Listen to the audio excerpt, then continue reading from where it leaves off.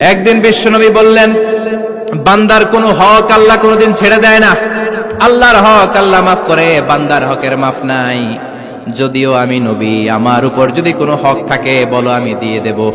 কোন সাহাবী দাঁড়ায় না। এক সাহাবী দাঁড়িয়ে বললেন, নবী, যুদ্ধের ময়দানে চাবুক চালানোর সময়, লাঠি চালানোর সময় এক কাফেরকে মারতে যেয়ে আপনার লাঠির বাড়ি আমার পিঠের মধ্যে পড়েছে। আপনি যেহেতু এই কিসাসটা আদায় করতে চান, আপনার পিঠে আমি লাঠির বাড়ি মেরে এটারে শোধবোধ করে দিতে চাই। সাইয়েদনা ওমরে ফারুক হাতের জামা এরকম পড়তে শুরু করছে, আয় এদিকে আয়, তোরে শোধবোধ করাই। বিশ্বনবী বললেন, ওমর রাখো, এটা বান্দার হক, মিটাতে দাও।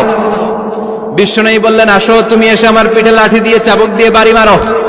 সাহাবী বলে, ও নবী, তখন দুর্ভিক্ষের সময়ের যুদ্ধ ছিল, আমাদের গায়ে জামা ছিল না।